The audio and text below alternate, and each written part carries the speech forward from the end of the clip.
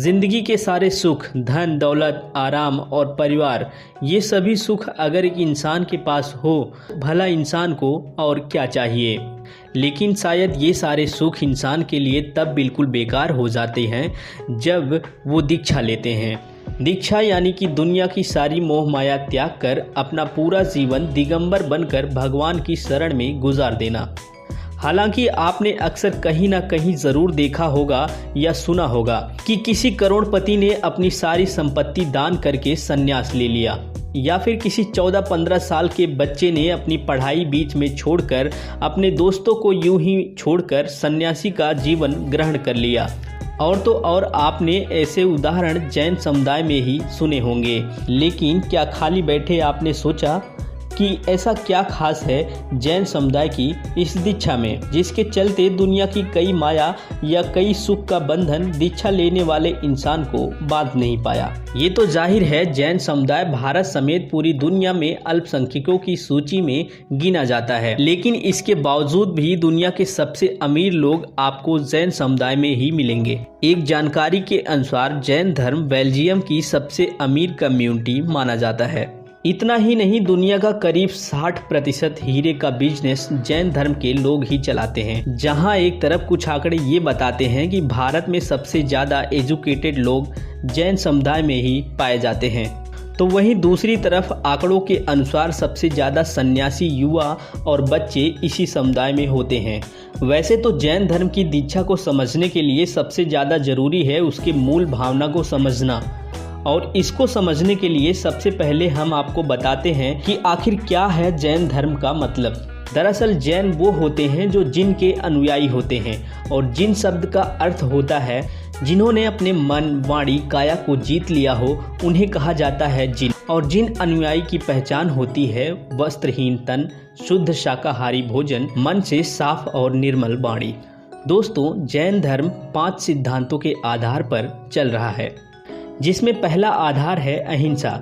ये हिंसा के बिल्कुल खिलाफ है, जिसके अनुसार हम किसी भी इंसान, जानवर या वस्तु को जाने अनजाने हम नुकसान नहीं पहुंचा सकते। लड़ाई झगड़ा या किसी भी तरह की नफरत की भावना रखना इसके आधारों में शामिल नहीं है। तो वहीं इसका दूसरा सिद्धांत है सच, और सच का सीधा सा मतलब है कि सही या गलत में हमेशा सही को चुनना। तो वही तीसरा सिद्धांत है आचौर्य, यानी कि अपने शरीर और मन को मैं न मानना। हालांकि इसका चौथा सिद्धांत ब्रह्मचर्य की राह पर चलना सिखाता है। साथ ही ये सिद्धांत ऊपर बताए तीनों सिद्धांतों यानी अहिंसा, सत्य और आचौर्य से मिलकर बना है। अब बारी आती है 5वें और आखिरी सिद्धांत की, जिसका सीधा सा मतलब है किसी भी वस्तु, व्यक्ति या फिर विचार का संचय न करना। आपको बता दें कि इन 5 सिद्धांतों को अपनाने के बाद ही महावीर को ज्ञान की प्राप्ति हुई थी। वैसे तो जैन धर्म भी बाकी धर्मों की तरह संदेश देता है कि ना तो किसी के बारे में बुरा सोचो और ना ही किसी का बुरा करो, मगर इस धर्म में सनातन धर्म की तरह चुपचाप भिक्षा नहीं ली जाती, बल्कि जैन धर्म में सभी रिश्तेदारों को बुलाकर एक समारोह आयोजन किया जाता है, जिसमें लड़के साधु और लड़कियां साध्वी बन जाती हैं। ये समारोह बिल्कुल शादी के समारोह जैसा होता है। इस धर्म में किसी अविवाहित महिला या पुरुष का आपस में संभोग करना गुनाह माना जाता है, जिसके तत्पश्चात उन्हें सजा भी दी जाती है। इस समारोह में दीक्षा लेने वाला लड़का हो या लड़की, दोनों को हल्दी या मेहंदी लगाई जाती है और फिर शादी की ही तरह पूरा मंडप सजाया जाता है।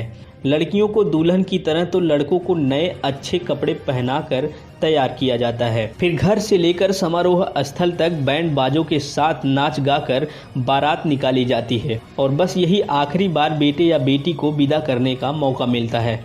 समारोह स्थल पर जैन अनुयायी या मुनि मौजूद होते हैं, जहां एक आसन पर दीक्षा लेने वाले इंसान को बैठाया जाता है, और बस वो एक एक करके अपने पूरे श्रृंगार उतार देते हैं। जहां एक तरफ इस परंपरा के चलते पुरुष अपने वस्त्र त्याग देते हैं, तो वहीं महिलाएं हाथ से बुनी हुई सूती सफ़ेद साड़ी लपेट लेती हैं, जिसके बाद गुरुओं से दीक्षा ली जाती है और फिर अपने परिवार को कभी मुड़कर नहीं देखा जाता। हालांकि इस दीक्षा का सबसे मुश्किल और ज़रूरी पड़ाव केशलोचन होता है। केशलोचन यानी कि बिना किसी कैंची या रेजर के खुद अपने बालों को सिर से नोचकर निकाल दिया जाता है और ये प्रक्रिया सबसे ज़्यादा दर्द देने वाली होती है। इतना ही नहीं, कई बार तो सिर में जख्म भी हो जाते हैं, लेकिन इसके बावजूद भी बालों को उखाड़ने का क्रम जारी रहता है और दीक्षा के बाद साध्वी और मुनि साल में 2 बार केशलोचन करते हैं।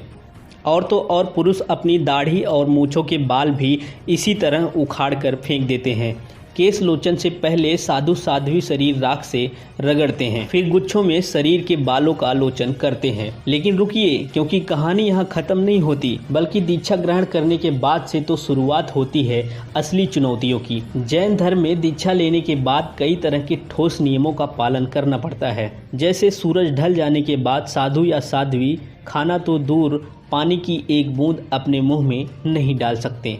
साथ ही सूरज उगने के करीब 48 मिनट बाद ही पानी पिया जाता है। ये सभी अपने लिए खाने का इंतज़ाम भी भिक्षा मांगकर करते हैं, क्योंकि ना तो इन्हें खाना बनाने की इजाज़त होती है और ना ही आश्रम में इनके लिए कोई खाना बनाता है। इतना ही नहीं, जैन मुनियों को एक ही घर से बहुत सारा खाना लेने की अनुमति भी नहीं होती और उनकी ये पूरी ज़िंदगी शुद्ध आहार और पानी पीकर जीवन काटने को गोचरी प्रथा कहा जाता है।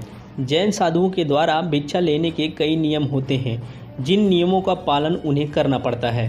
अगर भोजन का दान करने से पहले किसी भी श्रद्धालु ने मुनि को नारियल कलश और लौंग के दर्शन नहीं कराए तो मुनि बिना भिक्षा लिए वापस लौट आते हैं। और तो और अगर भोजन में चींटी, बाल या फिर कोई अपवित्र पदार्थ आ जाए तो साधु उसी वक्त खाना छोड़कर बिना पानी पिए चले जाते हैं। हम अक्सर मजाक में या किसी ज़िंदगी से परेशान होकर कह देते हैं कि ऐसी ज़िंदगी से बेहतर है संन्यास ले लेते। भले ही ये शब्द हम बिना सोचे समझे कह देते हैं, मगर सन्यासी बनना जितना आसान सिर्फ देखने भर से लगता है, उतना ही ज़्यादा हकीकत में मुश्किल होता है। जहां हम 4 कदम की दूरी भी बिना वाहन के तय नहीं कर पाते, तो वहीं जैन साधु मीलों का रास्ता पैरों में बिना किसी चप्पल के तय कर लेते हैं। ना तो इनका कोई घर होता है और ना ही इनका कोई ठिकाना। इन्हें कहीं भी ज़्यादा देर तक रुकने तक की अनुमति नहीं होती। इन सब बातों से परे एक और चीज़ है जो थोड़ा हैरान करने वाली है। इस धर्म में भिक्षा लेने के लिए ज़्यादातर बच्चे सामने आते हैं, और वो भी ऐसे बच्चे जिनमें ना तो कोई सही गलत की समझ होती है और ना ही सन्यास को ढंग से समझ पाने की। जैन मुनियों और उनके उपदेशों से प्रभावित होकर अगर कोई 20 या 22 साल का युवा दीक्षा लेने की बात कहता है तो शायद इस बात को पचा पाना मुश्किल नहीं होगा। लेकिन वहीं जब 8 से 10 साल का बच्चा दीक्षा लेता है तो ये हमारी समझ से बिल्कुल परे हो जाता है। हालांकि कई बार जैन धर्म में बच्चों की दीक्षा ग्रहण करने पर विवाद हो चुका है। दरअसल इस मामले को लेकर पहली बार विवाद तब हुआ था जब दीक्षा लेने के लिए 13 साल की आराधना 4 महीनों से व्रत कर रही थी और व्रत खत्म होने के बाद अचानक दिल का दौरा पड़ने से उसकी मौत हो गई। हालांकि इस घटना के बाद ना तो उसके परिवार ने और ना ही जैन समुदाय के लोगों ने इसका विरोध किया, मगर घटना का बाल संरक्षण आयोग ने खुलकर विरोध किया, जिसके बाद कई बार इन मामलों को अदालत तक पहुंचाया गया, मगर अभी तक इसे रोकने के लिए कोई ठोस कदम नहीं उठाया गया। जाहिर है किसी भी धर्म में मोक्ष हासिल करने के लिए लोग साधु संत या सन्यास की राह चुनते हैं, मगर जिस उम्र में बच्चों को अपनी पसंद नापसंद ठीक से मालूम ही नहीं होती, शादी या वोट करने तक का अधिकार नहीं होता, समाज की अच्छाई और बुराई की दूर दूर तक कोई पहचान नहीं होती, उस उम्र में संन्यास लेने का फैसला करना किसी बच्चे की इच्छा तो नहीं हो सकती, क्योंकि संन्यास लेना सही मायने में देखा जाए तो बच्चों की समझ से बिल्कुल परे है। बाकी आपको क्या लगता है, आप अपने सुझाव हमें ज़रूर दें। दोस्तों, अभी तक आपने वीडियो को लाइक नहीं किया तो वीडियो को एक लाइक कर दीजिए।